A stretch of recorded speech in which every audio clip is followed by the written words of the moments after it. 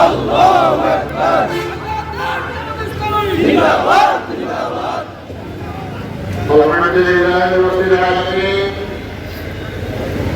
والصلاة والسلام على سيد المرسلين وعلى آله وصحبه أجمعين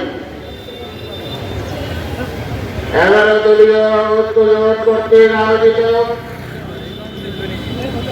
ঐতিহাসিক 5ই আগস্ট গণঅভ্যুত্থান দিবস উপলক্ষে আয়োজিত আজকের এই সমাবেশের সম্মানিত সভাপতি, উপস্থিত 11 দলীয় জোটের নেতৃবৃন্দ, দাউনভূঞার শ্রমজীবী শিবির ইচ্ছাজীবী আপামর জনতা, সর্বস্তরের দেশবাসী, আসসালামু আলাইকুম ওয়া রাহমাতুল্লাহ।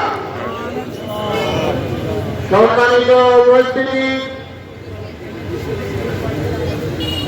12ই ফেব্রুয়ারির নির্বাচনে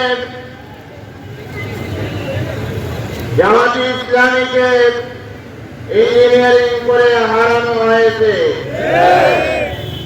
ইঞ্জিনিয়ারিং করে হারানোর পরও জামাত ইসলামী দেশ এবং জাতির বৃহত্তর স্বার্থে এই নির্বাচনের ফলাফলকে মেনে নিয়েছে।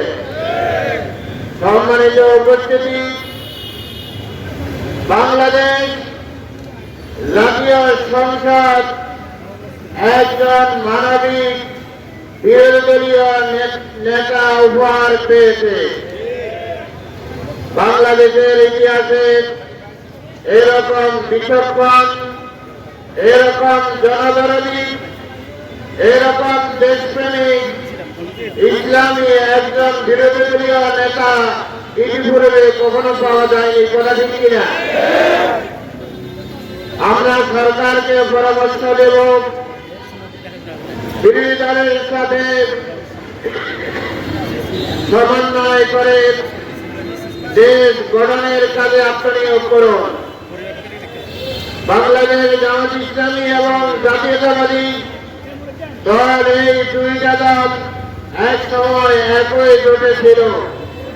সুতরাং আমরা এই দুই দল এক দলের শত্রু, আরেক দল নয়। আমাদের প্রধান শত্রু হচ্ছে বেশিরভাগী আওয়ামী লীগ, দেশ এবং জাতির শত্রু। তাদের বিরুদ্ধে আমাদেরকে অবস্থান গ্রহণ করতে হবে। তাদেরকে বাংলাদেশের রাজনীতিতে যারা পুনরায় পুনর্বাসন করতে চায় তাদেরকে আমরা সাবধান করে দিতে চাই। বেশিরভাগী সরকারকে এই দেশবাসী একবার যখন তাড়িয়ে দিয়েছে, এই দেশের মাটিতে তাদের আর ঠাঁই হবে না। সম্মানিত উপস্থিতি, আমি বলতে চাই, এই দেশে বারবার ক্ষমতার মসনদ পরিবর্তন হয়েছে, কিন্তু জনগণের আশা আকাঙ্ক্ষার সেই প্রতিফলন হয় নাই। আমরা দেখতেছি 26-এর এই জাতীয় নির্বাচনে যে সরকার ক্ষমতায় এসেছে তারাও জনগণের আশা আকাঙ্ক্ষার বাস্তবায়ন করতে চরমভাবে ব্যর্থ হচ্ছে। আপনারা যদি ব্যর্থ হন তাহলে আপনাদেরকে বলবো, আরেকটা বিপ্লবের জন্য দেশবাসীকে তৈরি থাকতে বলবো।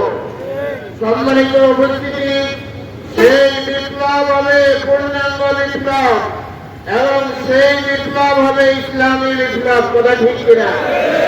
সম্মানিত উপস্থিতি, এই দেশে এটা প্রমাণিত হয়ে গেছে, ইসলাম ছাড়া এই দেশের ভাগ্যের পরিবর্তন হবে না। সুতরাং শরিয়া আইন কায়েম করে কোরআন এবং হাদিস ভিত্তিক ইসলামী রাষ্ট্র কায়েমের জন্য আমাদেরকে ঐক্যবদ্ধ থাকার জন্য দেশবাসীকে উদাত্ত আহ্বান জানিয়ে আমি আমার বক্তব্য এখানে শেষ করলাম। আসসালামু আলাইকুম ওয়া রাহমাতুল্লাহ।